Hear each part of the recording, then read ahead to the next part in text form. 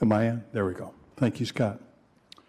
Well, it's nice to see everybody here in the chambers this cold end of the day here in March. So I want to officially open this meeting of the Kalamazoo City Commission, the Committee of the Whole meeting for Monday, March 18th, 2024. First order of business, roll call. Clerk Borling. Commissioner Cooney. Present. Commissioner Decker. Commissioner Hoffman. Present. Commissioner Pradel. Present. Commissioner Wilson. Present. Vice Mayor Hess. Present. Mayor Anderson. Here. Thank you, Clerk Borling. May we have a motion to excuse Commissioner Decker? So moved. Motion made by Commissioner Hoffman. Support. Supported by Commissioner Pradel. All in favor, please say aye. Aye. All opposed, nay. Thank you. Next is communications. Manager Ritzma. I have nothing, Your Honor. Thank you, Manager Ritzma. Next is our opportunity for public comment. If anyone is interested in making a public comment for our Committee of the Whole meeting, you can come forward now, please. You'll have 2 minutes. Please state your name and whether you live in the city.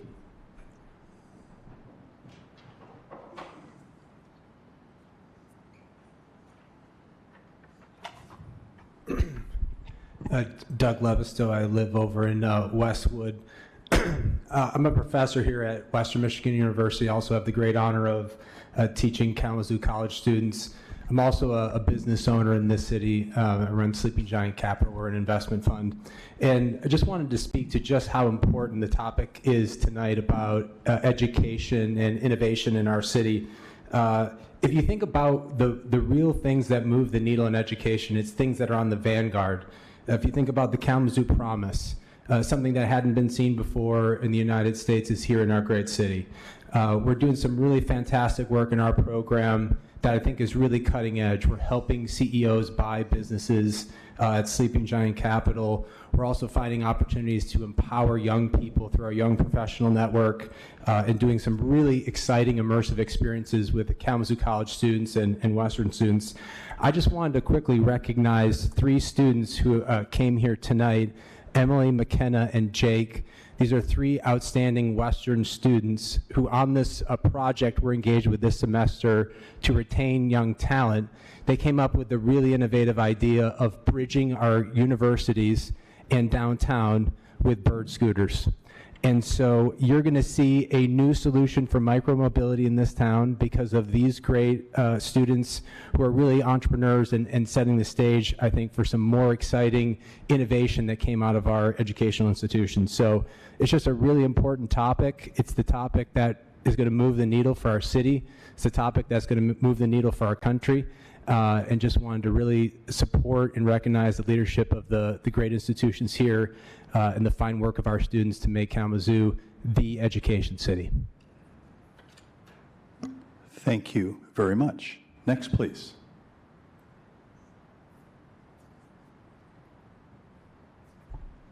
Hi, my name is Caleb Penning. I live at 620 West Cedar Street. Just coming to the City Commissioners meeting because of the property in my neighborhood at 432 Southwest Nedge. This property has been a blight on my neighborhood for the past 2 years. It owes over $4,000 in property taxes. It hasn't paid in 2 years. It owes the city $6,000 in fines from the city having to clean up this property. The owner of the property, Katrina Fox, does not live in the city. She lives in Portland, Oregon, and has totally neglected her duty to take care of this property. Homeless people live on the front steps, and it's not their fault that they don't have a place to throw their waste away. I understand that. But it's really frustrating to see this property that has 5 units that could potentially house people sit completely vacant when there's people who are literally sleeping on its front doorsteps who do need a home. I just want the city to take action on this, especially in light of the Community Development Block Grant funding that the city will be considering soon, where nearly $500,000 will be spent on ordinance enforcement, and some of that is supposed to go towards finding these blighted properties and returning them back to homes for people in our community. Thank you. Is there anyone else in the chambers who would like to comment at this time?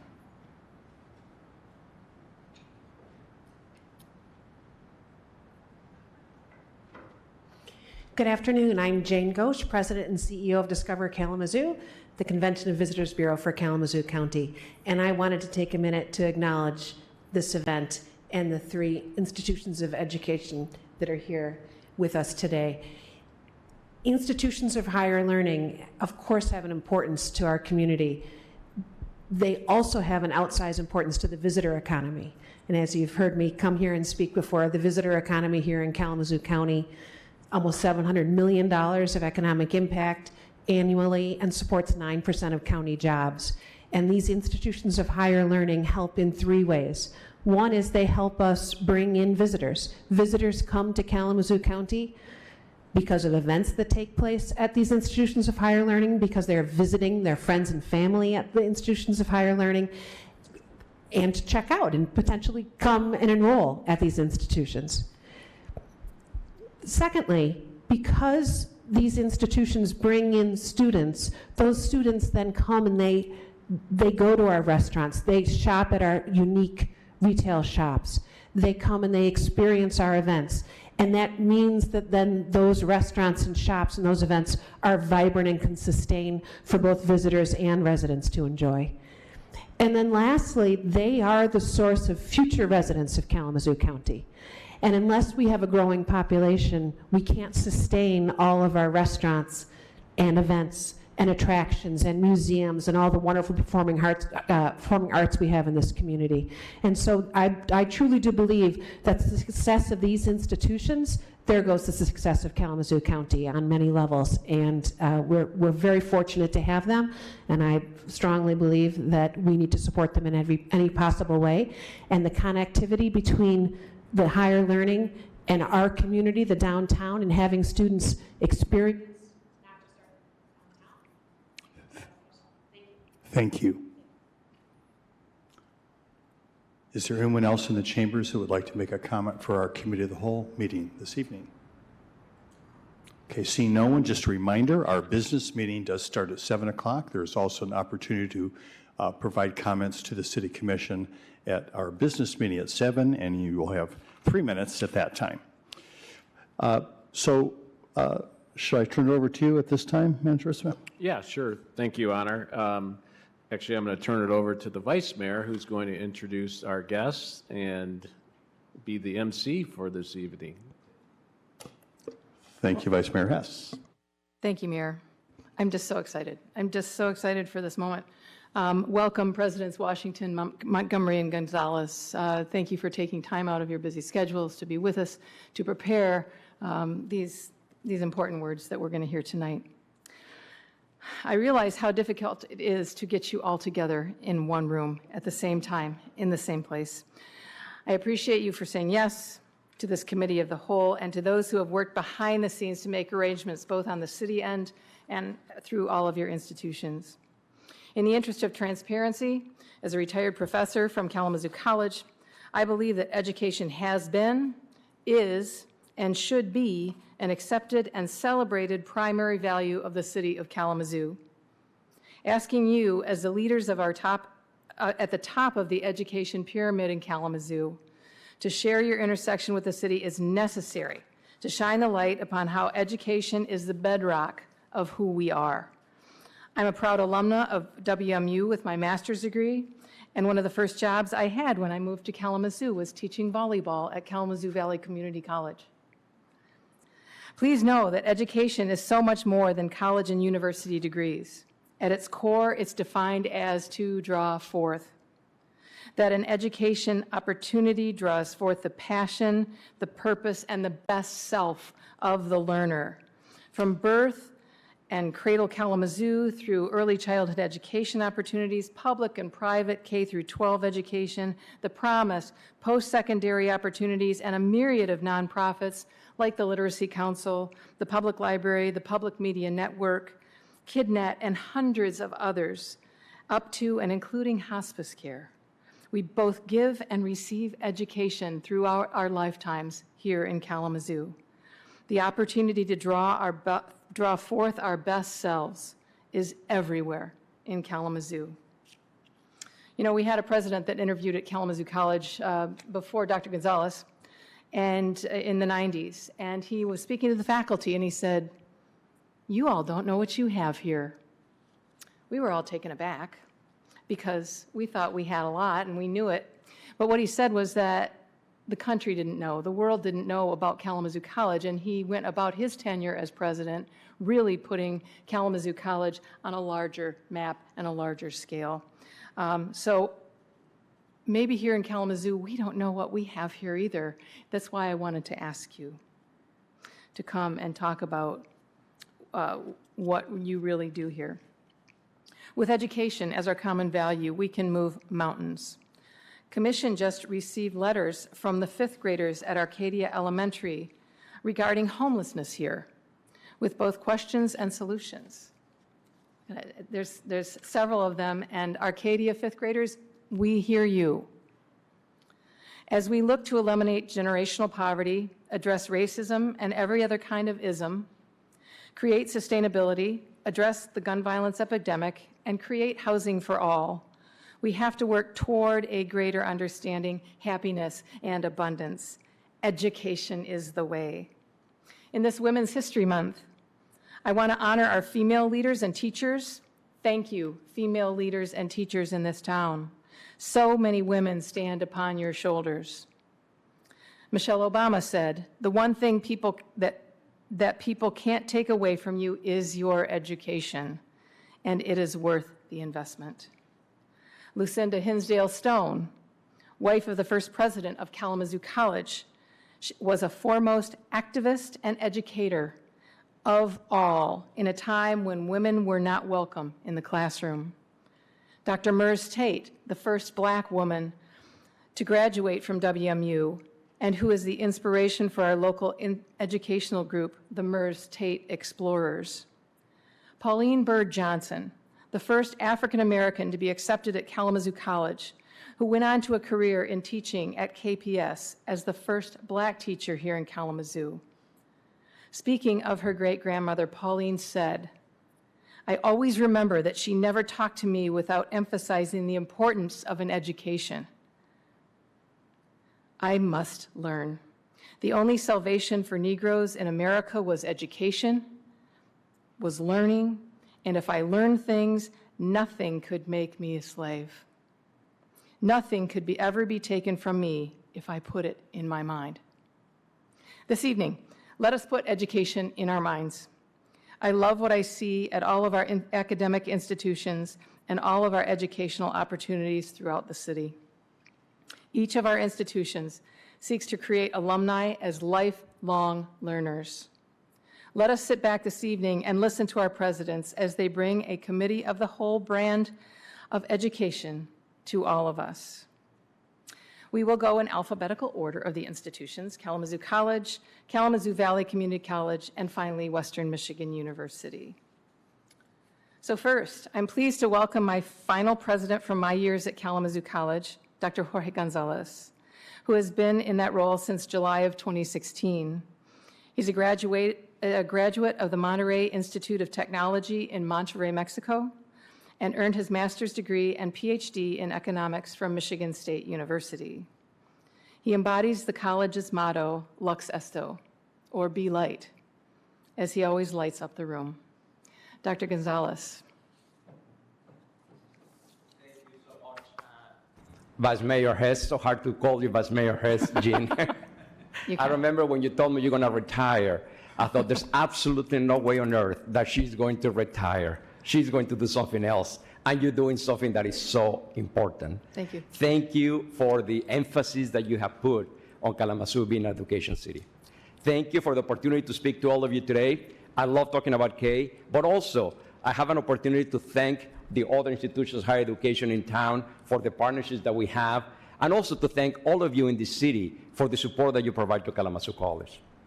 So what I want to do today is talk about three things. I'm going to talk about who we are in Kalamazoo College, then how do we engage with the city, and then finally, how does the city support us and can continue to support us as we go forward. So who are we? Kalamazoo College is the oldest private college in the state of Michigan. We are the second oldest college or university in the state of Michigan. We are a private liberal arts college, and as a private liberal arts college, people think about us as being an institution that is there to serve the needs of wealthy students. Nothing can be further from the truth. That is not who we are. What we are, indeed, is a selective liberal arts institution that is totally committed to providing students with very strong education in the classroom, but we are passionate about experiential education. We believe that our students should learn in the classroom and then cross the street and engage the world with that knowledge. And they do it through studying abroad. They do it through internships all over our community. They do it through research projects all over our community and through civic engagement. We do provide individualized attention to our students. Our students work very closely with our faculty members. We have very strong programs in the disciplines that are in high demand in today's economy. We have historically strong programs in STEM disciplines. We have business, we have social sciences, and we have the arts and humanities that feed the soul of our nation and our world. So we have broad-based programs in many, many different fields. When I said that we are not an institution that serves primarily wealthy students, it's because that is a fact. For the last 2 decades, we have embarked in a project to change the student body at K. Today, out of the roughly 1,400 students that we have, 24% come from low-income families. 22% of our students are first in the families to go to college. 31% are students of color, and about 5% are international students. We are totally committed that any student out there that wants to come to a small liberal arts college, regardless of the lottery of birth, they should have access to Kalamazoo College. Regardless of the family income, Kalamazoo College should be there for them. And we're making it happen. And we make it happen through a combination of financial aid that we provide our students. Literally, 98% of our students receive financial aid. 98%. Our students receive that financial aid through funds that we get from the federal government, from the state government, but the overwhelming majority of the financial aid comes from Kalamazoo College resources. We invest in them because we believe in them. We know that academic quality, intellectual ability, entrepreneurial ability is equally divided among all groups in society. And we need to provide an open door to all of those groups to be able to come to our college. After financial aid, the average student at K pays the equivalent what they will pay at the University of Michigan. So once again, if you hear anyone say Kalamazoo College is not accessible to students from low-income backgrounds, please correct them. That is not the case. Now, despite the fact that we've never really been a wealthy institution, because we are not, and in our history we have not been, we do offer the kind of education that many wealthy institutions do. Institutions that have endowments, which are 10 times our endowment, provide the kind of education that we do. We do have to pay a lot of attention to the recruitment of students, to the retention of students, and also, in order to do what we do, in order to have the doors open to students from all backgrounds, we do need to raise a lot of money for scholarships and financial aid. And not only for scholarships and financial aid, we want to make sure that every part of the Kalamazoo College experience is open to all students, regardless of their ability to pay. We want them to have the ability to study abroad, to participate in sports, to do internships, to do research in whatever they're interested in. So in order to make this happen, we are in the closing months of our Brighter Light campaign. The Brighter Light campaign that originally had a goal to raise at least $150 million, but we still had quite a few months to go. We had about a year to go, and we were already at $150 million. So at that point, we decided we need to raise the goal. So our current goal is to raise at least $190 million. This will be by far the largest campaign we ever had, and we are getting ever so close to it. The opportunity to contribute is still there. So anybody watching, still there. And again, this is to support the mission of the college, which is to provide a superb education to students regardless of their ability to pay. So that's who we are. How do we engage the city of Kalamazoo? We are so fortunate to be located in Kalamazoo. Many of our peers are located in small towns. When they cross the street, they leave their town. In Kalamazoo, when we cross the street, we have a thriving community that offers so much for us. So we absolutely engage with the city. And we engage with the city through internships, through jobs, through civic engagement. And Amina will give you more information about this. Roughly every year, 15 to 20% of our graduates stay in Kalamazoo. And they stay in Kalamazoo to take jobs at Bronson Healthcare, at Pfizer, at Stryker, at Charles River Laboratories, and many actually stay to go to graduate school at Western Michigan. Others stay to start businesses, and I'll talk about that in just a minute. So the engagement with the city is mostly done through 4 centers that we have at the college. The first one, the Mary Jane Underwood Stryker Center for Civic Engagement. This center has partnerships with over 30 local organizations, including the City of Kalamazoo and the Kalamazoo Public Schools. And in those engagements, our students do internships, they do community-based coursework, they have student-driven programs, they work in El Sol Elementary School, they work in a variety of places throughout the city. And one example, we have the Swim for Success program. In the Swim for Success program, we bring kids from our community to our campus, where our students tutor the students, and that is, I guess, what they have to do in order to be able to learn how to swim. So we get a win-win. When you talk about having a win-win, this is a perfect example. The kids come to the campus, they see themselves on the campus as a possibility for them in the future, and they also learn a really important life skill, talking about swimming. Moving on, the Larry J. Bell Environmental Stewardship Center, which, by the way, is named after a person that came to Kalamazoo, Larry Bell, because he came to Kalamazoo College. After Kalamazoo College, he stayed in the city, and he developed a business in the city that has provided jobs for many, many people. And now, through the years, he's contributed philanthropically to many great causes, including our college. So we have the Larry J. Bell Environmental Stewardship Center, and that basically also includes the Lillian Anderson Arboretum, where many people in our community go to seek nature and rest. Moving on, our Center for Career and Professional Development. This is the place where our students receive the training to get ready to move on to their professional lives. And this is the place where many of the linkages to our local businesses happen. This is where our students go to get placed in internships in many different businesses in Kalamazoo, and also to go to get jobs in many different organizations within Kalamazoo. And then finally, the ARCO Center for Social Justice Leadership, which is a center that is there to develop leaders that are going to fight for human rights and social justice. This center works very closely with many social justice organizations in town, and to organize events, to provide leadership support, and to bring the community to the campus and to take our campus to the community. You will notice, by the way, of the 4 centers that I just named, only one does not have a name, the Center for Career and Professional Development. Anybody interested? I'll be glad to talk. It's a very important center. Never pass up an opportunity. So other partnerships that exist in the community, and it was so interesting that Doug, where are you, Doug?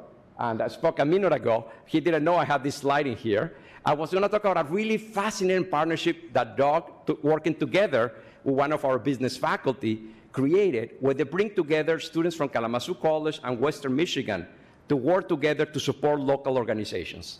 Last year, they were supporting a construction company. This year, they're working on a project, how to retain talent in Kalamazoo. It is a brilliant idea, and something that I loved about it, and I don't know whether Doug said this or not. Doug graduated from Kalamazoo College, by the way. I'm talking about graduating from Kalamazoo College, and I love telling stories. I promise I won't tell very many because my clock is not running, so it's good. And Recently, an employee from the college told me that she was talking to the teacher of one of her kids in school, in the public schools in Kalamazoo, and she said, you know what, I am so glad that I have one K student working with me and helping me develop things for the classroom. And obviously she was excited to hear that, and she was telling our employee because she knew she worked in Kalamazoo College, and she wanted her to know that our students are making a difference. Beyond that, this particular employee, one of her other kids that also go to school in Kalamazoo, and her teacher is also a Kalamazoo College graduate. Now, why do I tell this story? Because we're a small institution. Compared to the other institutions in town, we're relatively small. Sometimes the impact of what we do can be hidden and not known. Most of the parents in that school do not know that there's a Kalamazoo College student helping in there, or that one of the teachers graduated from Kalamazoo College. But we are immersed in many activities throughout the city, supporting things that matter for this city. So even though you don't know about it, it is there. And what I want, in part, is to make sure that all these contributions to the city and to our community are visible. Beyond that, and again, I know one of our speakers a minute ago talked about this, we contribute to the city through culture, competition, and entertainment. Arts and culture, we have so many events on campus that are open to the Kalamazoo community, and indeed, there are people from all over the community that come to attend these events. And we have 18 varsity sports. Talking about 18 varsity sports, some do remarkable things. I don't know how many of you heard. This year, we had a woman in the football team, and not only she's a woman in the football team, she made history by being the first woman in the NCAA history to score points beyond kicking. She actually caught a two-point conversion. No woman before had done it. This is just an example of things that do happen at the college, and we're so proud of it. And that we host any number of community ensembles, the Philharmonia that brings together students from Kalamazoo College and people from the community and people from our other colleges and universities. The Kalamazoo Choral Arts, same story. The Academy Street Winds, same story. And obviously, our facilities are used by a variety of local schools and organizations. And finally, many people have been married in our beautiful Stetson Chapel. When we're trying to raise money for Stetson Chapel, there were so many people in the community that died they're not there, and they're happily married, and therefore, we hope they contribute. Anyway, so the contributions are, again, all over the place in terms of our impact. Now, there's another part of the impact of the college, which is the economic impact on the city. The economic impact, obviously, our students that come from all over the country and all over the world bring money to this community that otherwise would not be here. Our faculty, our staff, and obviously the college as well contributes to the local economy by our spending. In terms of other things that we bring to this community, the National Boys Tennis Tournament, all of you know this tournament has happened in Kalamazoo for 80 years. For 80 years, the top 16 and 18-year-old boys that play tennis in the United States have played in Kalamazoo. And with them come hundreds of people that stay in our hotels, spend money in the restaurants, etc. We also have, as I said before, alumni that have come to this city and stay here, starting new businesses and creating jobs and economic prosperity for the city. And finally, I want to thank you, because recently we revised our master plan, our campus master plan. We made sure that the campus master plan fit well with the Imagine Kalamazoo 2025 program that you have in place, but you were very gracious in accepting our campus master plan. We worked closely with the community, so by the time we came to you, the community was solidly behind us in terms of what we wanted to do with our master plan. So that's how we engage with the community, in a few words. A strong K undoubtedly makes Kalamazoo stronger. And because of that, and you recognize that, you have been very supportive of the college through the years. Our facilities are absolutely linked to everything that is happening in the city, and we're very grateful for the open door that Jim, David have had with us. Anytime that we have something that we need to do with the city, you have been there for us. I really appreciate it. What else can you do as we go forward? First, please share Kalamazoo College's story with the community. Make the invisible contributions to the city visible to all. When you hear misstatements about who Kalamazoo College is or who our students are, please correct them. When your neighborhoods and students say, well, that's not a school for me because that's only for the wealthy kids, please tell them that is not true. We're there for everyone, and we want to be there for everyone. But by the way, we're there for everyone, and we're so happy to have so many students from the Kalamazoo Promise that Vaughn is going to speak in a minute about it, that come to the college, and it is fantastic to see them there. So again, help us make visible the impact our faculty, staff, and students have on this community. Advocate for K. As you speak to different people and foundations, tell them how amazing the college is and why it's worthy of their support. Include us in your solution building processes. As you're redesigning the city, and Jim is fantastic about doing this, talk to us about how can we contribute to solving the problems, whether it's traffic flows, whether it's the new event center happening in downtown Kalamazoo. Anytime that something big is happening in the city, please always ask, has Kalamazoo College been involved, or how can Kalamazoo College be part of this partnership? So as you think of all the different things that happen in the city, we want to be there. We want to be working along with all of you. As I said, a strong K makes Kalamazoo stronger, but also a strong Kalamazoo makes Kalamazoo College more stronger. It is such a fantastic partnership. We've been together for about 190 years. We expect to be together for many more centuries. Thank you so much for the opportunity to speak to all of us. It's truly a pleasure.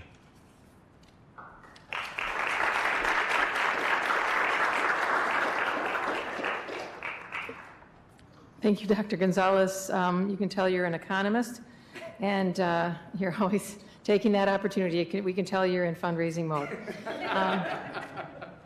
And a dollar spent at K is a dollar well spent. Thank you so much. We will have an opportunity for questions and answers with the three presidents after all of them have presented here. Next, we welcome Dr. Marshall Washington, who has been at KVCC since July of 2018. He was the first one in his family to earn a college degree, and has said his parents' blue-collar jobs and work ethic inspire him every day. He's instrumental in many local boards and organizations. And as a matter of fact, I just saw him at the Communities in Schools Gala a few months ago, or last month. He's a true champion for our community, and he is helping our young people realize their dreams. Dr. Washington.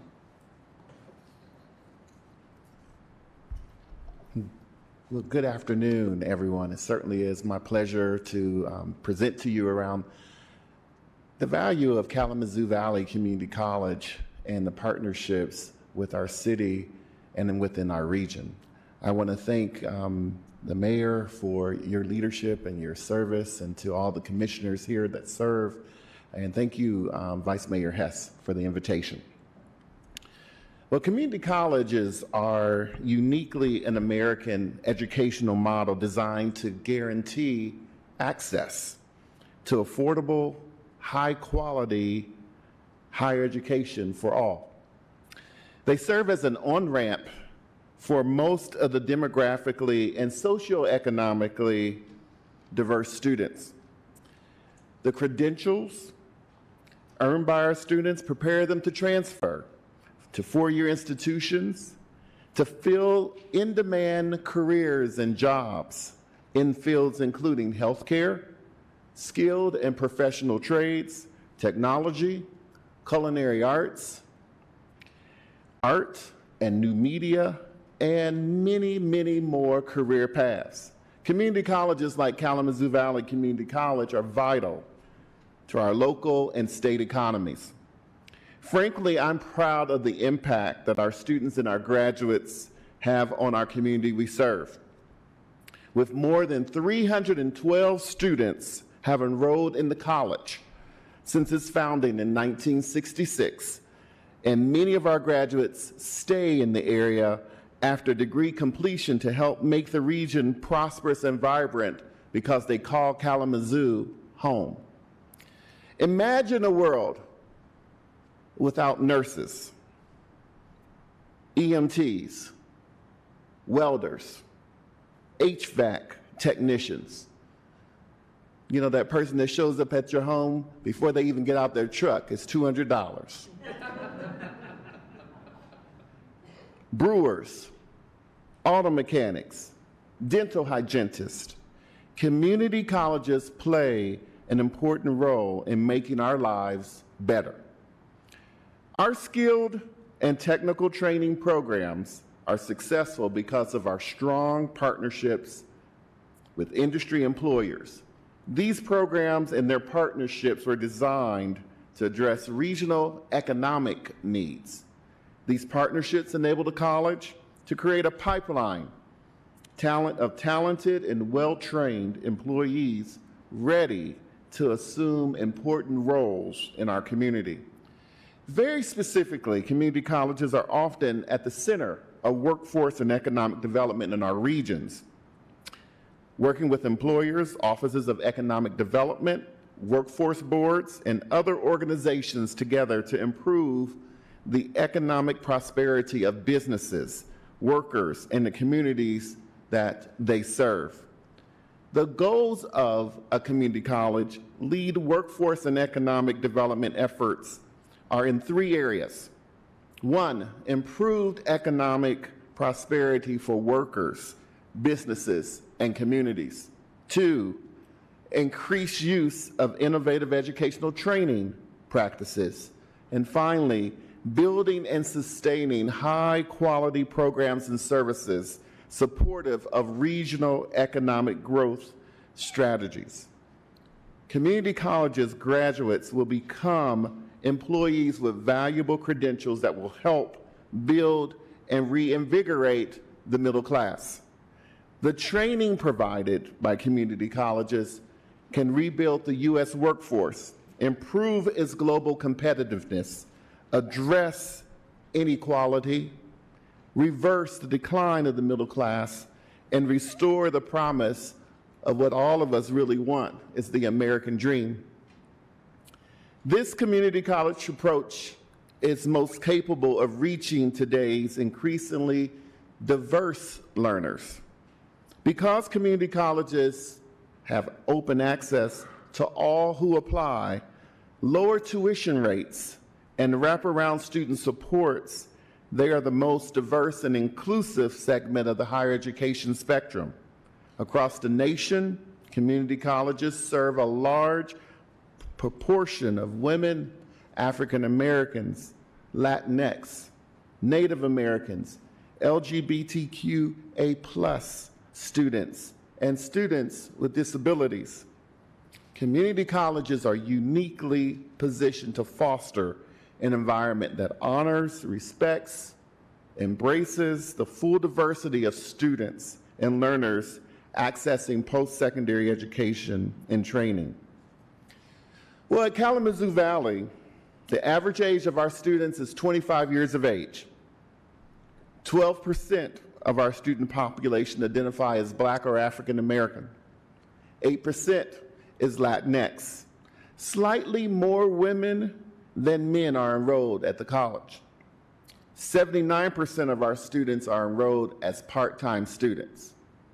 Did you hear me? 79%. That's almost 80. So it's not just a typical full-time student. And many of our students are first generation in their families to attend college. I'm proud to share that 1 in 3 households in Kalamazoo County have or taken classes at Kalamazoo Valley. Over the past 58 years, more than 312 individuals have enrolled in at least one class at Kalamazoo Valley. Over the 58 years, nearly 44,000 Kalamazoo degrees and certificates have been awarded. Our Kalamazoo Valley Community Foundation provides more than $800,000 for students each year. The college has granted nursing degrees to more than 60,000 individuals over its history. More than 450 individuals have been awarded business degrees since the establishment of the college. Kalamazoo Valley alumni reside in 50 states, as well as Canada, Finland, Germany, Ireland, Malaysia, Venezuela, and Qatar. Second-year medical students enrolled at our own Western Michigan University Homer Stryker, MD, School of Medicine receive medical culinary education and hands-on training at Kalamazoo Valley Community College each year. I bet you that's a fact that you didn't know.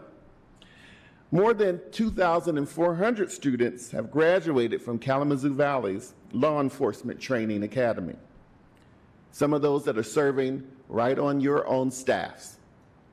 And Kalamazoo Valley now serves more than 9,000 learners annually on all 4 campuses. These community college graduates have significant impact on our world around them, and we're proud of them and their accomplishments. In addition to what many people envision as traditional skills training programs, Kalamazoo Valley also has an enterprise operation, such as the Kalamazoo Valley Museum, contributing to the cultural arts.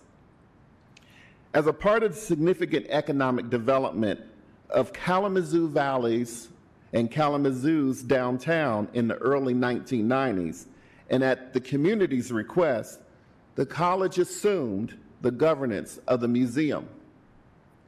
The museum offers a family-friendly exhibit programming, and it's free of charge to the community and public.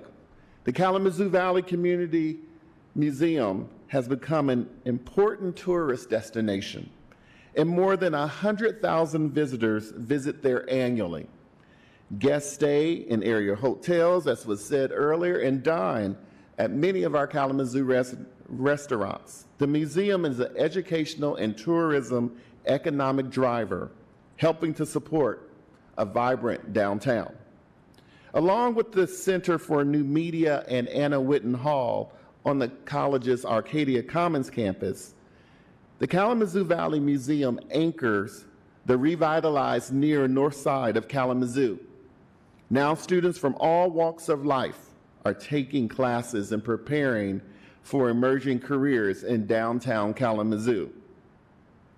In May 2013, Kalamazoo Valley and Bronson Healthcare partnered on another impressive downtown economic redevelopment initiative. In cooperation with the Integrated Services of Kalamazoo, Kalamazoo Valley, and Bronson, the college announced plans to develop a campus focused on wellness and food sustainability. The Bronson Healthy Living Campus, a part of the Edison neighborhood, is located on a 13.3 acres of previously unused land donated by Bronson.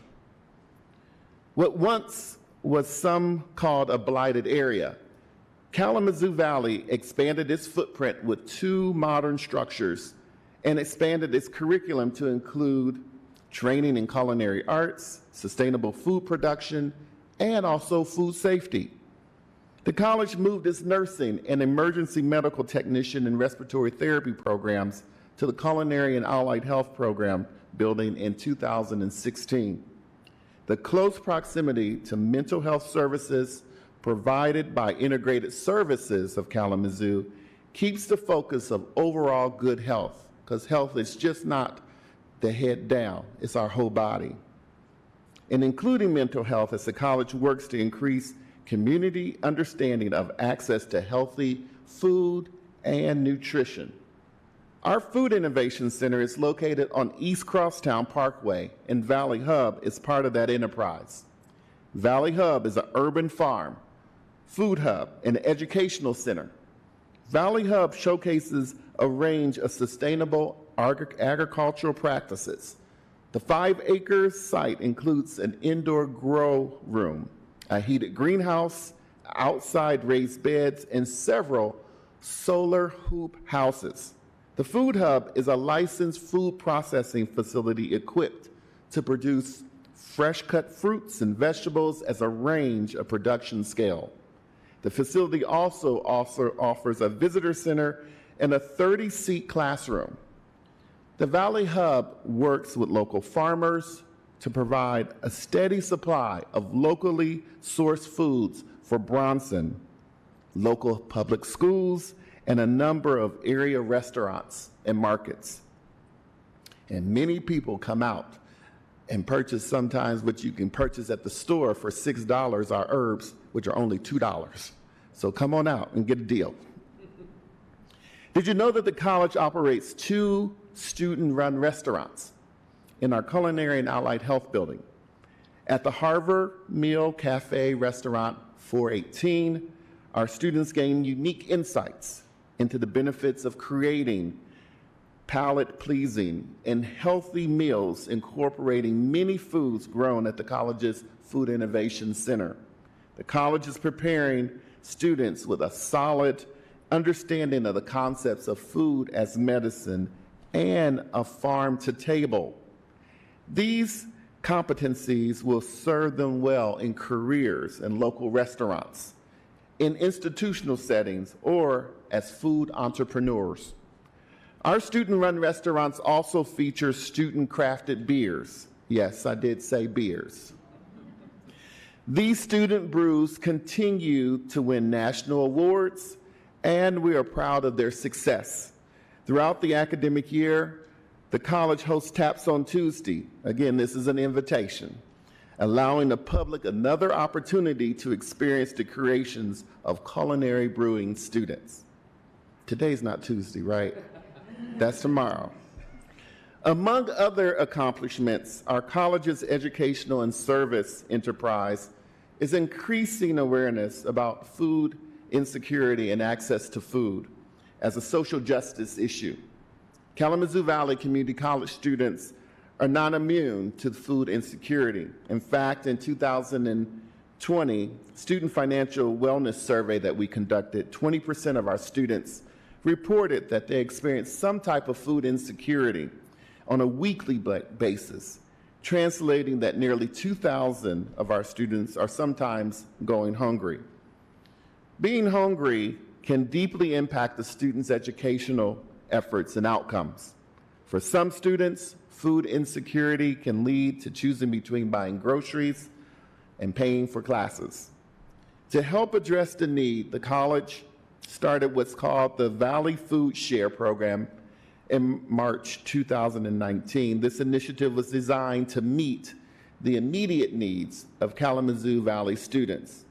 Subsequently, a grant from the Oakland Foundation has allowed the program to continue, but also to expand. Funds are used to purchase food, to create shares.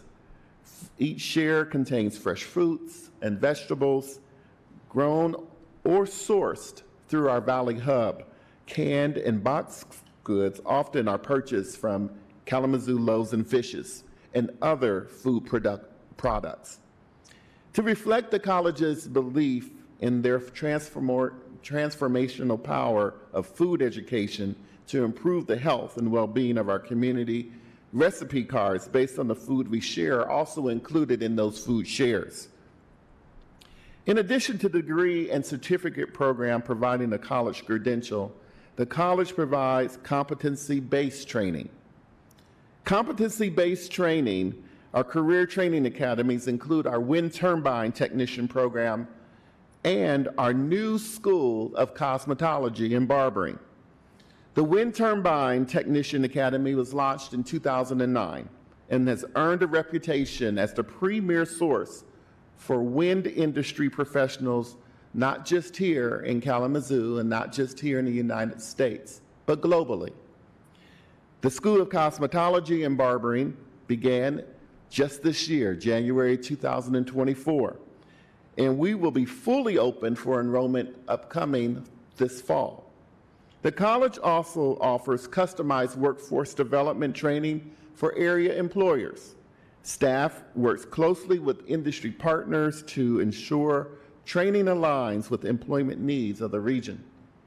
This training is offered in person, online, or at the sponsoring business location.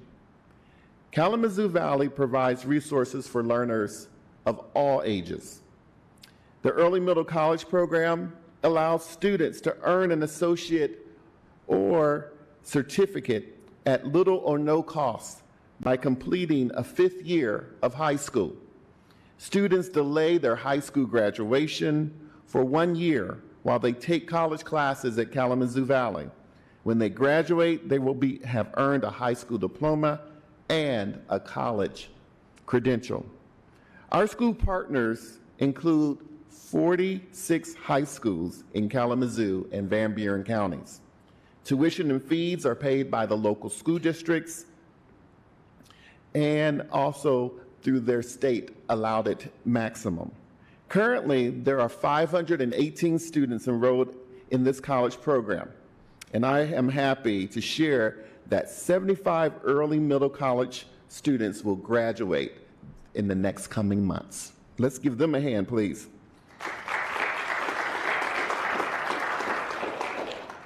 Dual enrollment is another way that the college is providing teaching and learning for all ages. More than 850 students are enrolled in our dual enrollment program. These students often take classes preparation for full or part-time enrollment at the college. After high school graduation, anticipation of transferring to four-year institutions like Western Michigan University. In February 2021, attending college as an adult got a whole lot expensive, less expensive, let me say that, thanks to the Michigan Reconnect Scholarship Program. It's the largest tuition incentive initiative in the state's history. The program was designed to ensure that 4.1 million Michiganders that are 25 years or older and without a college degree are able to earn a tuition-free associate degree or skills certificate. Most recently, the state expanded this program to support those who are age 21 or older so that they can also achieve a certificate or an associate degree tuition-free. The expanded program will expire November 15, 2024, so it is one that is important that we need to get the word out, that those students who are 21 years of age or older just needs to apply for the Michigan Reconnect program. Since its inception, 987 students have received Michigan Reconnect scholarship funds at Kalamazoo Valley. Another 130 students have taken advantage of the recent Reconnect expansion. This is what we're talking about, economic impact. Speaking of scholarships, nearly 8% of Kalamazoo Valley's student population are Kalamazoo Promise students, with 529 Promise students enrolled in the fall 2023 semester alone. To meet the needs of even more college degree-seeking students, Kalamazoo Valley is collaborating with other community partners in an initiative we call the Kalamazoo Valley Accelerated Associate Degree Program, KVAP for short. KVAP is designed to ensure that students from across the entire county can attend college full-time to complete their associate degree in a timely manner. This initiative covers the cost of tuition and fees and books for participants who reside in Kalamazoo County and Matawan who are Pell Grant eligible. In addition to the financial assistance, students benefit from intensive advising and career pathway guidance. Students enrolled in our KVAP program continue to thrive and make great progress toward their achievement of their goals. The persistence of these students are often very inspiring to me. Earlier, I asked you to consider a world without trained healthcare workers and skilled trades professionals. Not a pretty picture, right? I also am pleased that in December 2023, Governor Whitmer signed Public Act 321 of 2023, authorizing the state a capital outlay funds for Kalamazoo Valley to support our plans to build an expansion of our auto technology program and to renovate existing technical trades learning spaces. This project reflects our commitment to providing a modern, innovative learning environment for both our faculty and students in technical trades. We still have work to fully provide and realize this vision. The state's $19.5 million of allotted funds will provide only after we secure the additional $19.5 million in matching funds and after we provide a complete architectural proposal for the final approval. We're optimistic, and again, that's a place where you can help. This investment will allow the college to continue to provide high quality, relevant skills training, and to prepare the next generation of highly educated and skilled professionals who make the quality of many of our lives enjoyable each day. These improvements have long been necessary, and moving forward aggressively to upgrade our facilities and to build upon our growing apprenticeship and internship programs. Our apprenticeship program is a method of career preparation for in-demand jobs, which do not lend themselves to preparation for just classroom study alone. Do we have anyone who's done an internship or apprenticeship before? Great. It's on-the-job training and technical related instruction of theory and practice. Technical schools and community colleges typically provide the additional classroom instruction. The program allows for advancement and progressive wages and are funded by sponsorship employers. Throughout the time, apprentices work and learn and earn as employees. Programs are endorsed and registered by the U.S. Department of Labor. Upon completion, apprentices receive a nationally recognized certificate from the U.S. Department of Labor and as proof of their qualification. Kalamazoo Valley classroom instruction received during the apprenticeship counts towards other licenses, certifications, and of course the college degree, making the employee even more marketable.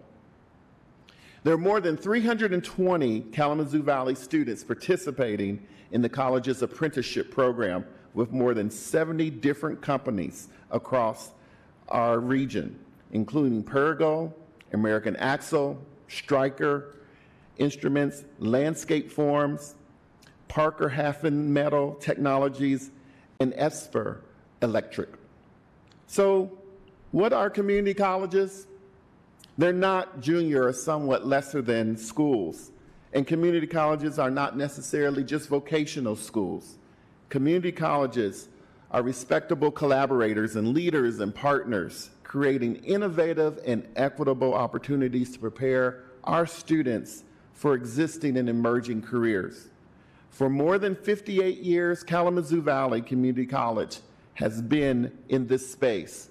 And I won't just say in this space, but at the forefront of this space and change of the workforce and economic development table, collaborating with local, regional, and state partners, creating innovative educational and training programs that fuel our economy. We're delighted to continue to be a part of the Kalamazoo community and look forward to another 58 years. So with that, we will continue to create innovative, equitable opportunities that empower all to learn, grow, and thrive.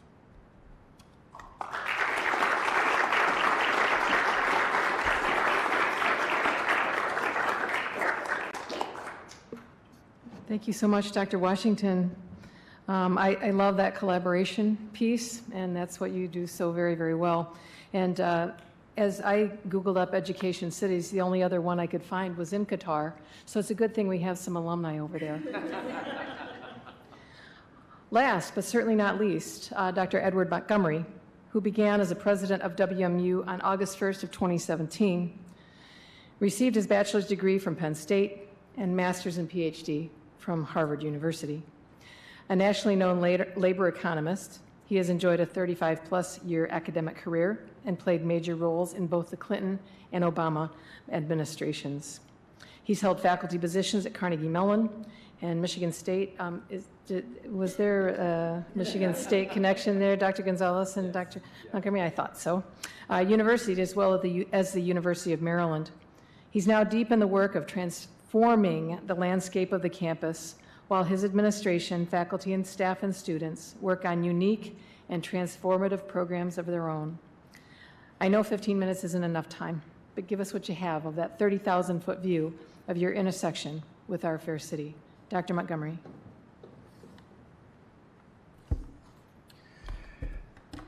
Thank you, Vice Mayor Hess. Thank you, Commission, for giving us the opportunity, along with my partners at K College and Kalamazoo Valley Community College, to talk about the higher education ecosystem. That's really what you have here, represented by these three distinct institutions, but similar institutions. Similar in that we share a common commitment to our students and advancing their future. Higher education is part of a broader ecosystem, which is the education ecosystem, which starts at pre-kindergarten all the way through. And each part has to be healthy for the whole to be healthy. As we need strong primary and secondary schools, you need strong higher education institutions, because that's part of the future for our community.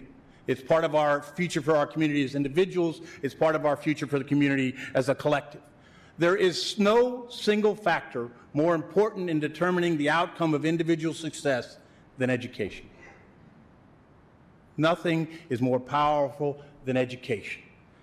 If you think about, for an individual, it determines your earnings, it determines the likelihood of what job you're going to get, it determines the likelihood of whether you'll stay employed, it determines longevity, it determines whether you'll be a voter, it'll determine whether you're going to be a homeowner. All of those things are positively impacted by education, and in particular, higher education.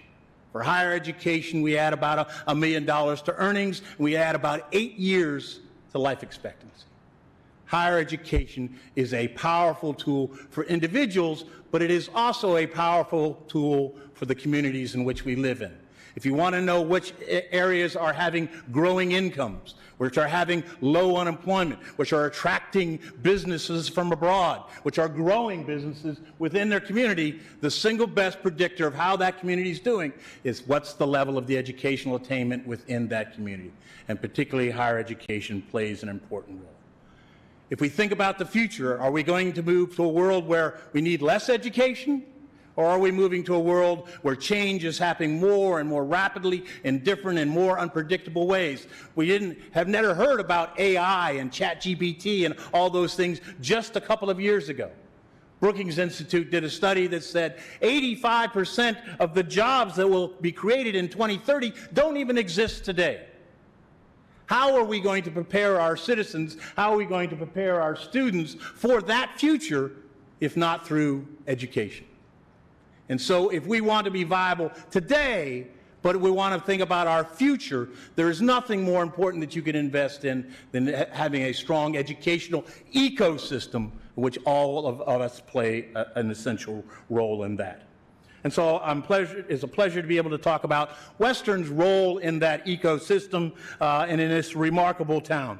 As the education city, Kalamazoo really has a remarkable history of achievement. If you think about this town, which has had higher education for nearly 200 years, it was the place in which publicly provided high school education was first put on the map. It was the place in which over 120 years ago Western was created. 50 years ago Kalamazoo Valley Community College was created. It is the home of the one and only Kalamazoo Promise. It is the home of Western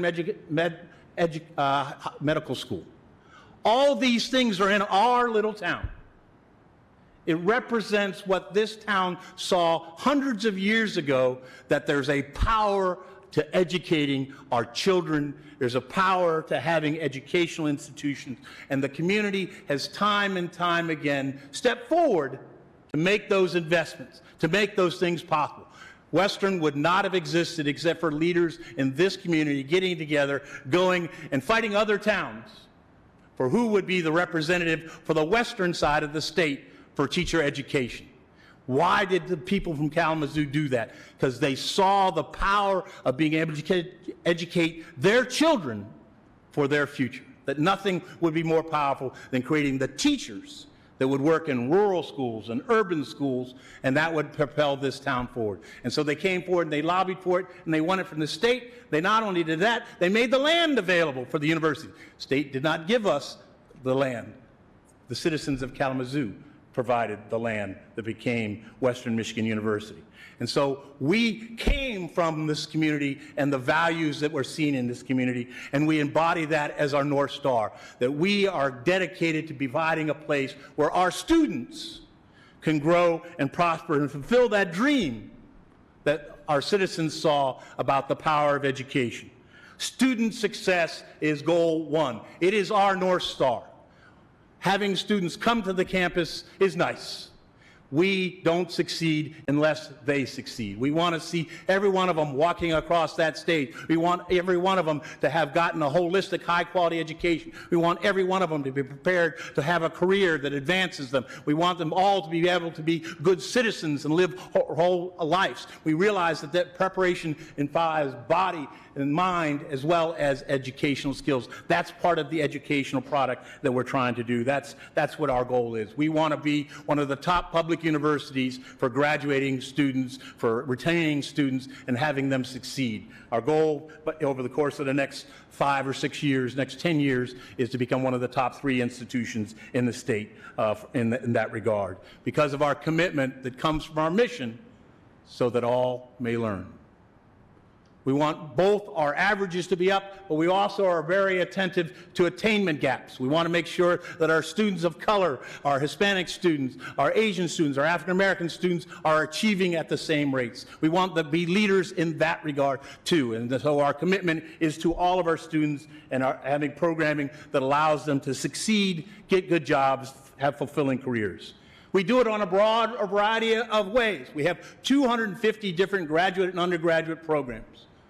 250 different graduate and undergraduate programs in our business school, health school, education school, aviation school, a whole range of different graduate and undergraduate programs to meet the needs of individual students and to be responsive to the changing world that I talked about. The world is changing, the careers that people are looking, our curriculum is changing, and thanks to our faculty, we're continually investing in making sure that the educational experience that we give our students is responsive to today's employers and future employers. We realize that education has gotten more and more expensive. The state is providing a smaller and smaller share of higher education dollars to public institutions, both in Michigan and around the country. And so we need to make sure that that doesn't close the door. And so, as my partner institutions have also said, we've made a commitment to access. We made a commitment to provide a means for our students to come here. 98% of the students who have financial needs get money at Western Michigan University. Our Empowering Futures Promise, which was a gift from our alumni, one of the main purposes of that is to promote and keep access available. And so we made a Bronco Promise that allows students from low-income households to guarantee to become Western tuition-free. That's part of our commitment. Not only can they come to Western tuition-free, we provide housing scholarships, and then we help them along the way while they're in the school. So access is more than just opening the door. Access is more than giving a scholarship. It's about giving opportunities and making sure that they can fully participate in the student experience. A key part of the student experience, we said, happens in the classroom, but another key part happens outside the classroom, what we call experience-driven learning. It's something that you would be hardly surprised that a teacher college would have. Teachers have been doing practicums and student teaching since we started in 1903. But we're making it part of our DNA, not only in education, not only in the health professions where you might expect it, but also we want to make sure that it's found throughout the university. And so Doug Lepesto and Derek McIver were here talking about Sleeping Giant Capital, another great example of a program that's run out of the business school. We do now in partnership with K College, where our students get hands-on experience taking the lessons they learn from finance professors, from leadership professors, from management professors, from accounting professors, and actually helping companies buy other companies and make that transition so that we have lots of intergenerational, multi-generational companies around this community in Western Michigan. That's our strength. But when the founders get ready to retire, how do we keep the business in town? Sleeping Giant Capital is part of the answer of how do we help those businesses make the transition from one generation to another. It helps the community in the end product, and they've already leveraged several companies started, but it gives our students a laboratory, a really unique laboratory to actually do hands-on business stuff. We've got another program that we are running with the state police, cold case program. It's helped solve already 2 murders. 2 real murders that had gone unsolved for over a decade. Our students in criminology program working with the state police have helped solve those murders. The state police believed in that program so much, they're putting their own appropriation into making sure our students get paid internships so they can have more of them. That's the kind of programs our kids are getting hands-on experience. Paper engineering, all of those students in paper engineering, not only do we run our own production facility where we make paper, environmentally safe paper for places like Starbucks, but the students get to learn how you do paper engineering, how you make that safe and environmentally sustainable. And every one of those students has a job by the time they're done because they've had multiple internships. Internships are powerful things for showing you what you can do with that degree. They're also powerful saying, I don't like to do that. So both positive and good ones. We've all had bad jobs that said, no, that's not what I want to do. That's powerful too. Internships are incredibly powerful. Experience-driven learning is incredibly powerful. We've invested this year in a new program to increase the number of experience-driven learning opportunities. We have got faculty to start up new programs. We've given money for faculty to grow existing programs, and we've invested in 22 new of these programs, accelerator programs or startup programs to advance experience-driven learning. We got 22 different faculty who put together ideas around how we could enhance that. It's already working. 9 out of 10 Broncos have a job within months of graduating. 90% of them are in their chosen field. 90% of them are jobs they like. You can't do better than that. But we're going to keep trying to do better than that and keep making sure that we succeed. And so we're investing in ways our students can succeed in life.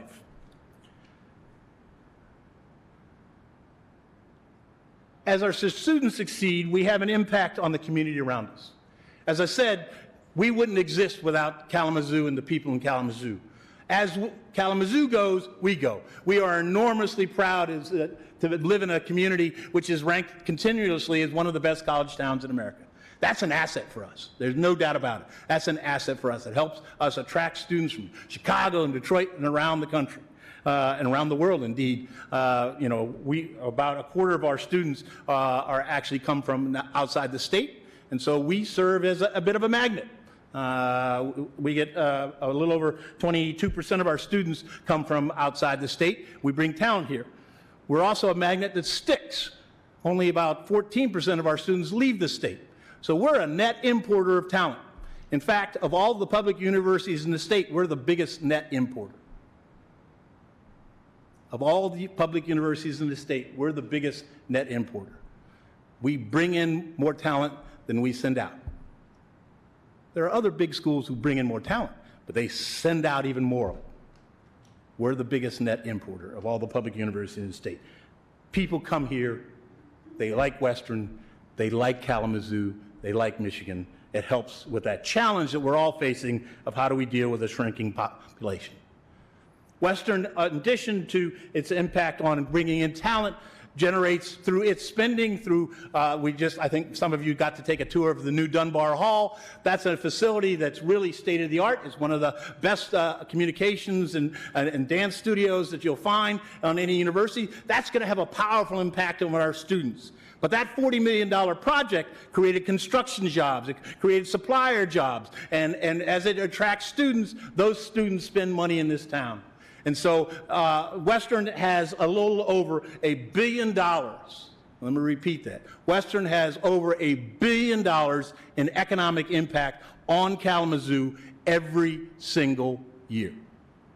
Because our folks and the students who come spend their dollars here, which creates jobs, which creates opportunities for this community. And so as Western is healthy, as Western is growing, that helps and feeds back into a virtuous loop for Kalamazoo. In addition to those obvious economic ways, our faculty are engaged in research and other ways in which they affect the quality of life in our community. Our faculty this last year generated about $36 million in research expenditures. Those research expenditures, again, generate economic impact on our community, but that research is doing things. That research is doing things that affects us at home. So let me give you just a few examples. Asylum Lake. We have an issue with Asylum Lake and water runoff from the roads. And how do we protect from the salt water, particularly if you're in Michigan where we put salt down all the time? How do we do that? So we've got faculty now who are engaged in a research study about how do we take the salt out of the water for runoff. That has the potential to dramatically improve the environment at Asylum Lake. Our education schools got a $32 million grant to help K through 12 institutions improve reading. That's in Western Michigan area. That's using that research to directly affect the well-being of our kids and their ability to, and that are most important school, count reading and mathematics. In addition, we just recently got a grant for helping with carbon capture. For those who care about greenhouse gases and emissions, Western Michigan has places and an ability to actually be a place where we could capture carbon, take it out of the air, and store it in salt mines. Western Michigan University is the home of the Geological Survey, has access to our knowledge about our geology, and has scientists who are specializing in carbon capture. And so we just got a federal grant that helped us with that. And I could go on. We have people working on PFAS, a problem we've all heard about, electric batteries, and of course we have faculty who work on blindness and low vision. And other aspects which affect other parts of our community. We have counseling faculty working in the Washington Writers Academy. So not only are we doing work on campus, we're taking that work into the community, providing services to our folks. The healthcare, and I mentioned that we have health professions. We also have our unified clinics. Our unified clinics bring together everything from PT, OT, audiology, vision, working on trauma, working on autism. All of those are centers that are run around our health school. All of them treat residents of this region. All of them treat over 10,000 patients each and every year. 10,000 patients each year are treated because of what's going on at Western. I think Jorge referenced, both of my colleagues referenced art and entertainment. Our Miller, Dalton, and other fine arts theaters put over 750 performances annually. We are the hosting institution for the Gilmore Keyboard Festival. These things, that art enriches us all. Makes music sweeter, makes art and our souls come alive. We are part of that environment for our community. We recently did a Carnegie Foundation for the Advancement of Teaching rates universities about whether they're engaged universities, and they count the number of hours of student engagement, faculty engagement with the town that we live in. They estimated that in 1 year, Western faculty, staff, and student invested 1.34 million hours in the community. And of course, then there's sports for those who like sports. We bring hundreds of thousands of people for our athletic, everything from football to hockey, who doesn't like Lost and Lunatics and all that environment too. So again, all part of our culture. And so whether we're thinking about our research, our healthcare, the arts, community engagement, Western is intricately involved in making Kalamazoo a better place, and as Kalamazoo is a better place, we're a better place. And so we have this symbiotic relationship. We're talking about collaborations, how we work together to make this community a better place. Examples. BTR, the Business Technology and Research Park that we have down by the engineering capital facility, is brought in over 1,400 jobs, $150 million in investments on this, and 22 different companies are located there. They're creating jobs for citizens of our region. We've got a BTR2 just across the road. That's becoming fully subscribed. There's synergy and job creation, new business formation going on. We have the Bioscience Research and Commercialization Center that's located around that area. It's also created 56 different life science companies spun off from that and created hundreds of jobs for our region by attracting MEDC money, startup money, and being a place where new companies can start. We are committed to being engaged with the local corporate sector, and that includes both for-profit businesses, but also nonprofits. So we have a whole engagement around corporate engagement. I would encourage you to go to corporateengagement-wmich.edu, or I'm sorry, it's wmich.edu/corporate. It's a website. We want to make it as easy as possible for organizations in our community to work with us. Partly, it will give our students that experience-driven learning.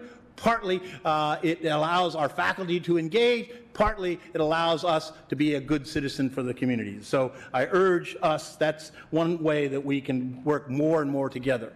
We're also the home of the local Small Business Development Center. That deals with over 400 new small businesses who are looking to start up. Of those small businesses that are looking to start up, over half are women-owned, about 40% are minority-owned businesses. And so we're the center of giving expertise for those people who want to start a new business, and we do that in conjunction with the U.S. Small Business Administration and MEDC.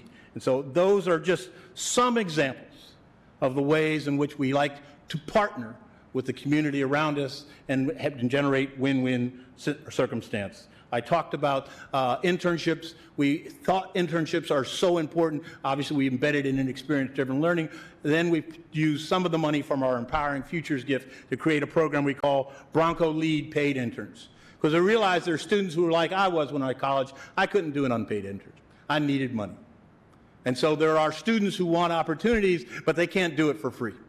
And similarly, we recognized that there were small businesses, not-profits, who couldn't really afford to pay fully for an intern. And so we put our money into this program that matches these organizations with our students to provide them opportunities. And so some of the students are learning everything from grant writing skills to you name it. We started with Kalamazoo businesses, areas and nonprofits in this area to support that ecosystem. And then lastly, I want to thank the city for working with us on safety. And I think there have been some good partnerships on how we've helped to enhance some of our neighborhoods and make the road safety. That's a win-win, because when you ask parents what do they worry about, what do they care about when they think about a city where their kids going to school, it's public safety. And so having those kinds of win-wins, I can't thank you enough for creating those kinds of opportunities for us as well. And that's it. So let me, hopefully I didn't too much violate, you got an old professor up here. We don't do much in 15 minutes, but I just want to say this is a special town, and to have these kind of hearings where you talk about being the education city, it refers to that kinds of 200-year commitment to the power of education and higher education in particular. And so I couldn't be happier to be here and to be part of Kalamazoo with that. So I'll stop.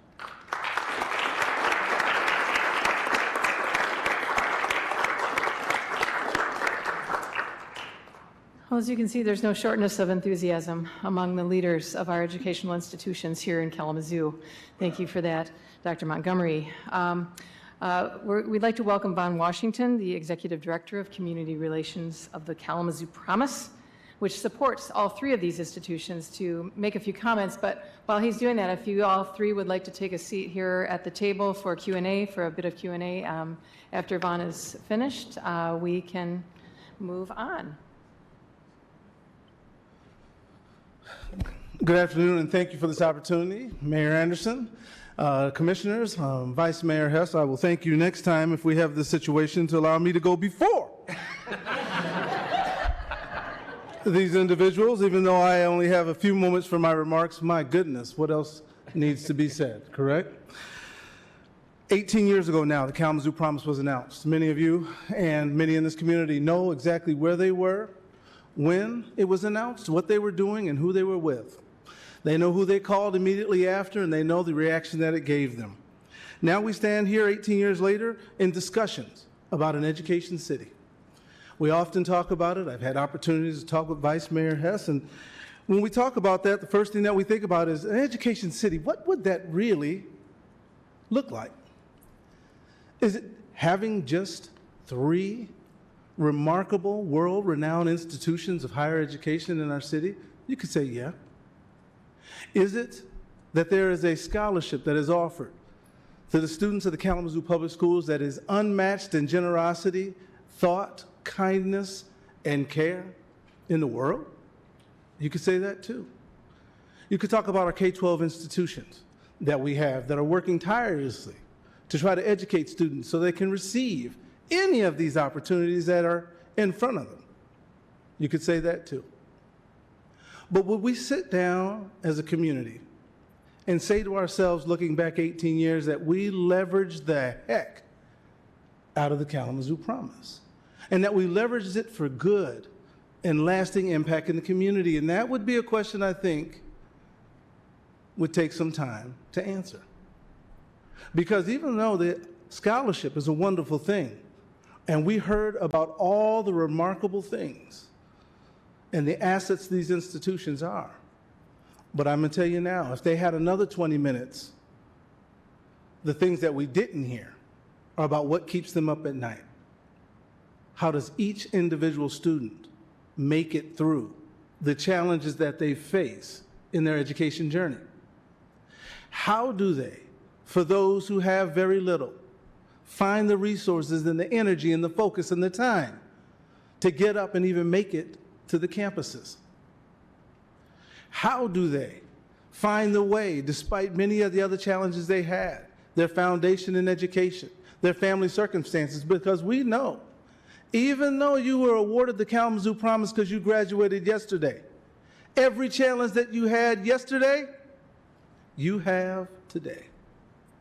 The line that draws us all together, the line that draws all of Kalamazoo together, is one steeped in the value of education.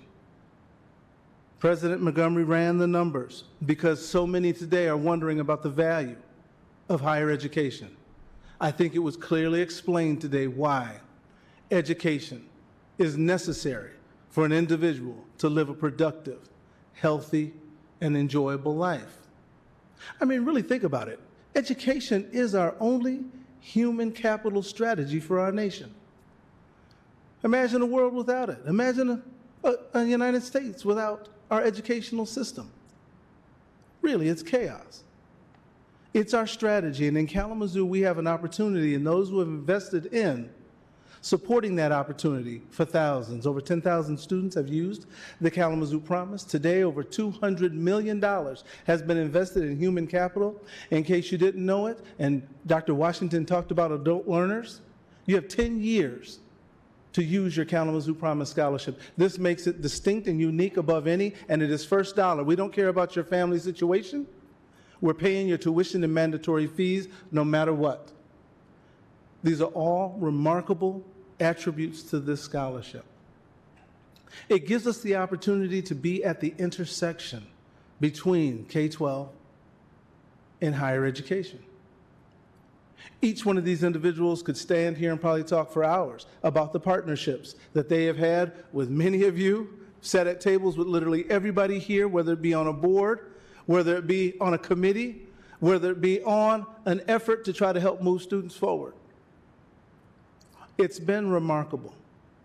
And I hope that we will get around the table and we will be able to say we leveraged that. We are an education city because we did this, we did that, we did the other, and we leveraged the remarkable gifts that have been given. That really, I think, is the challenge to us, to see where we want to go. Vice Mayor Hess, how we make it an education city, how we fill in those gaps that someone might try to, poke holes in if we want to go out and claim it. Because to claim it, we have to really be living it. And I think we're closer than we think. we have great opportunity to do a number of things. The Kalamazoo Promise has been described as a community strategy. It's been described as an education strategy. It's been described as an economic strategy. And it has been described as a human capital strategy. The beauty of the anonymous donors is they didn't tell us one or the other. We get to choose it. I think of it as if someone ran into Bronson Park one night, set it down, and ran away from it and said, let's see what a community does with this. And that's where we are. I thank you for the opportunity to speak. I thank you really for the opportunity to be in the same room with these three remarkable individuals that are leading these institutions and give us every opportunity to change the human condition. Thank you very much.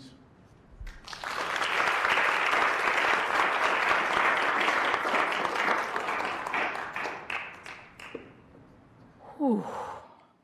Thank you, Vaughn. Thank you. We have a few moments for questions. What do we have around the dais here? Do we have questions for our presidents, comments, suggestions? Mayor, if you'd like to take over here. Thank you, Vice Mayor. Questions or comments, commissioners? Yeah, Commissioner Wilson. I just want to thank you all for coming. For those that don't know, I am a Kalamazoo Promise recipient. It's actually one of the main motivators that I had for going to college. Getting some experience outside of Michigan, but bringing that back and coming and paying it forward. So, to your point of Kalamazoo having one of the best education ecosystems. From all the way down to lower education to higher. I'm totally in agreement. And one of the things that I'm hoping to accomplish, while in my role, is to help to increase the utilization of the Kalamazoo Promise. It's such a blessing, but because especially a lot of first generation or would-be first generation college students don't know what that experience would be and the doors that it would open for them in the future, quite a few of them aren't taking advantage. And some of the partnerships that you guys mentioned and programs that you mentioned to provide that exposure, I think does wonders for setting that child on the right track to take advantage of that scholarship. So again, just wanted to thank you for your time today, and I'm excited to work with you. Thank you, Commissioner Wilson. Other comments or questions, commissioners? Yeah, Commissioner Pradel. Thank you, Mr. Mayor. Good to see you all. Thanks for being here tonight. I just want to take a second just to note a few things about each of your institutions that just I've encountered and wanted to make sure to uplift. So one thing, I'll start with K College. Our chief operating officer and our city planner, Laura Lamb and Christina Anderson, are both K College grads. You talked about the immersion in the community. They're actually going back and teaching coursework with the students, teaching people and trying to get people excited about being in the public sector, doing the work that we do. I wanted to uplift Building Blocks, which is a really well-respected organization, was founded and started by students and faculty at K College. In fact, the organization that I run and lead, Community Homeworks, was co-founded by a K College grad. So, the work that you are doing in immersing students, there's something in the water there. And so I just wanted to make sure to uplift that as well.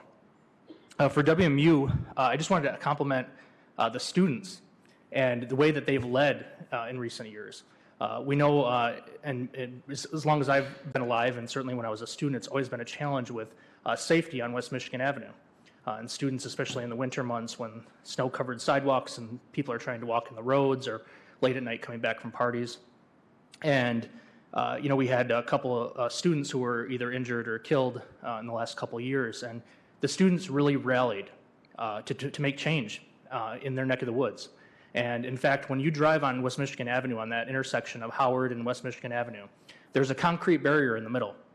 And that was an idea from students that the city of Kalamazoo implemented at record speed, one of the fastest turnarounds I've ever seen us do in terms of response to safety on a college campus. And I recently had a chance to talk to your dean of students. I didn't realize that she is the individual when a student is injured or passes away that contacts families to let them know that something has happened to their child. And she thanked the city of Kalamazoo and the students for their work to collaborate and work together because she knows that that's going to have an impact and prevent her from having to make those calls in the future. But I really want to make sure that it's heard that the students and petition drives they've done, we have funding that we've just allocated for lighting improvements and other safety enhancements in that stretch, and it's really was student-led and driven, and it really speaks to the leadership. And you said it best in the recent tour that WMU was named one of the top 100 institutions in the country that generates leaders in this community. And of the last 30 years on the city commission, there's been half of those years have had a student body president at Western serving on this dais. So I think that's very much true. I wonder. I also wanted to make sure to talk on KVCC and as well, my nonprofit that I work with. We have been looking to hire a couple internships recently and a couple full-time and part-time positions. Some of the most impressive students who've come forward with digital marketing and media studies, hands down, were KVCC grads. And so, I think that the quality of students coming from there, and also recent gingerbread house contest downtown. The winners from that were the students from the culinary school, and so I'm just so incredibly proud to see the work that the students do and the work that comes from the institutions that you each lead, and it speaks wonders to your leadership. Some things of all commonalities I wanted to make sure to uplift as well is that something that I even remember as a student leader on campus is the strong desire to link our campuses to our downtown and how integral that is. And I really, with every fiber of my being, believe that in the next 5 to 10 years, we are going to be the preeminent community in the state. And I think we're already on our way there. But I think one of the biggest conduits is going to be making that connection, making sure that people can safely get down here and feel safe when they're down here and contribute to the vibrancy of the downtown, whether it be the arts at KNAC or whether it be the arena in sports or whether it be employment at one of our restaurants. I think it's critically important.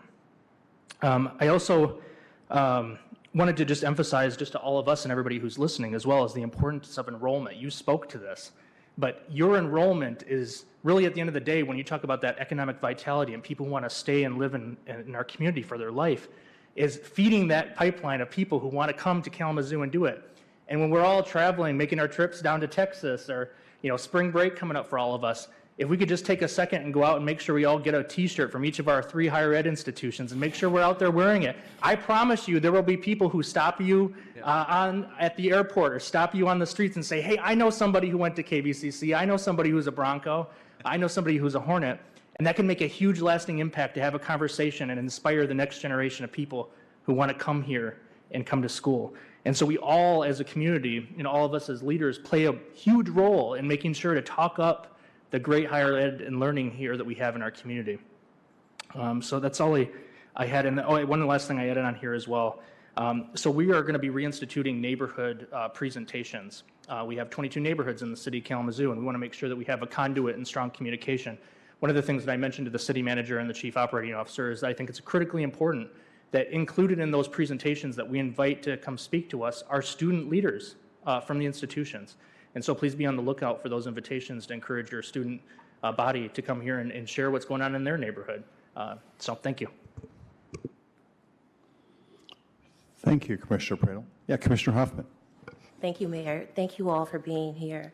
I just wanted to lift up and make a few comments for each of your institutions. From 2006 through 2008, we had a K College student that came and did an internship at the Next Door Shelter for Women. And so that relationship continues on, so thank you for that. Dr. Washington, thank you for doing the work on the Blueprint for Peace with the outreach worker curriculum that is being put into place for our gun violence initiative. And I have to also say that there's a lovely woman who does my nails, and she has applied and she's ready to go to work. So I just wanted you to know, look out for her. And then Dr. Montgomery, Open Doors Kalamazoo, along with Kalamazoo Neighborhood Housing Services, created a program called Humanities for Everybody. It was a partnership with your humanities department where they brought college-level courses to the inner city. And we had professors, we had Dr. Ben Wilson, we had Denny, and all these people for years coming, and we had community members that could apply, and everything was for free. And that was such a powerful partnership up until the pandemic hit. I hope to see that come back. It was wonderful. We had, people from all age groups that came. And you would think that people that are unhoused don't know, we have this perception that they are deficient in some way. And it's so not true. It was so many brilliant minds in those classes that they presented weekly. It was a 6 to 8 week cohort. We did it around the year. And so I just hope, because it was a beautiful thing, to have your professors come to the hood and sit with just regular, normal people, and they did it with joy. And it made the people feel so inspired, and it lifted up our community in an entirely different way. So I just want to say thank you to all of you for doing that outreach, because it is important, and it does make an impact. It touched my soul. Thank you, Commissioner Hoffman. Any other comments or questions? Yes, Dr. Cooney. Thank you, Mayor. First of all, thank you so much. Thank you for being here today, and thank you for all the wonderful things you're doing in the community. I mean, how impressive it is just to hear you speak. And Von Washington, as all the lifeblood you've poured into this community to get kids to the promise and help them when they get through, appreciate it so much. But despite all our efforts, we know that 56% of the families in the city of Kalamazoo can't meet their monthly bills. We know that we got 200 kids in Kalamazoo public schools who are homeless. And we know from an article in the paper a couple weeks ago, the superintendent of schools saying, why aren't we outraged when we look at the number of kids that aren't graduating in 4 years, our reading scores in third grade. This is a challenge. I just hope that we can work closer together. When I heard you were coming, I started looking at university community partnerships around the country. And it's impressive what colleges are doing in conjunction with the community.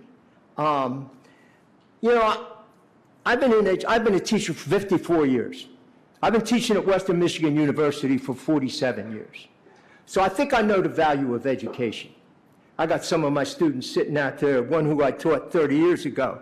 And I know the difference that those students make when they go into the community. I can see, I used to bring some of the basketball team down from Western to Washington, to Edison Elementary School. And they would work with the 4th and 5th graders there. And the first thing they would do, these big guys, one was one of the leading scorers in the country.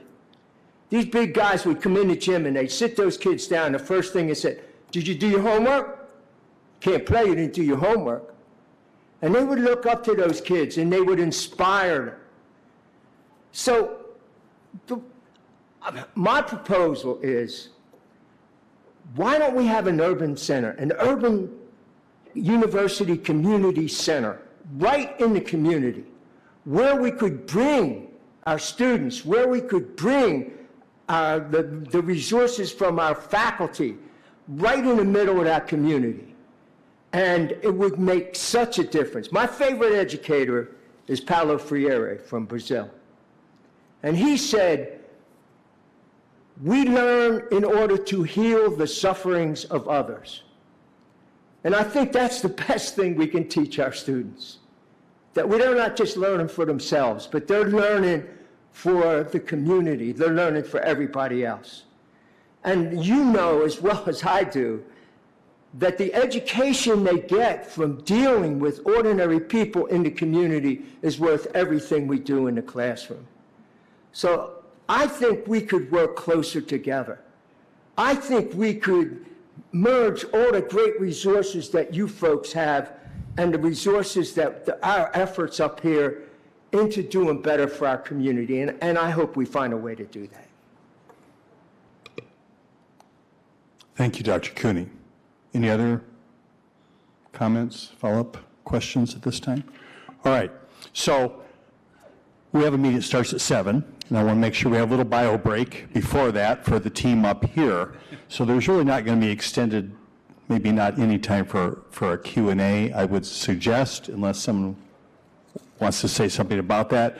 But I just wanted to say this, is that, we are so honored, all of us, to have you here.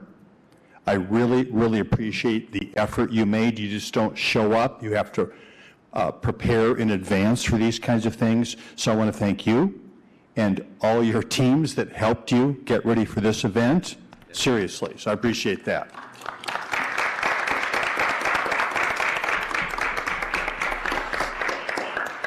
So I've had the honor of sitting one seat or another up here for 18 years, and this is the first time we've done this. And we do talk on Washington Jr. about being an education city. Been talking about that for a long time. And I do think that, Dr. Cooney, the nut of this question is we can talk about all the resources that we have here. And whether it's these institutions, whether it's the Kalamazoo Promise, and yet all of us every day at our institutions are managing our budgets and our own challenges and making sure that we're doing the best job we can where we are. But it does boil down to this question that I think we were left with from our great executive director of the Kalamazoo Promise here, is that what are we going to do with it? What are we going to do together that makes a difference?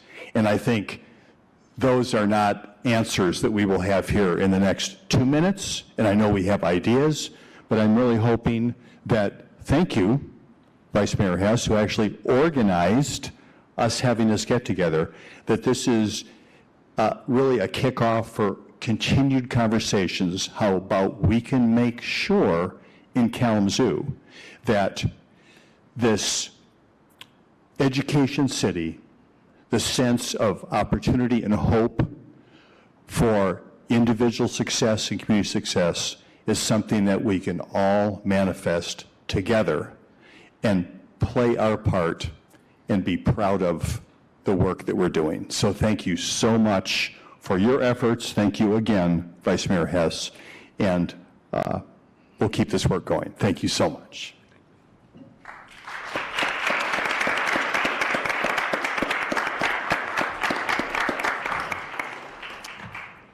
The next thing on our agenda is commissioner comments. Are there any comments for Committee of the Whole meeting? All right, thank you so much, commissioners. Just a reminder, we do have a business meeting that starts at 7 o'clock.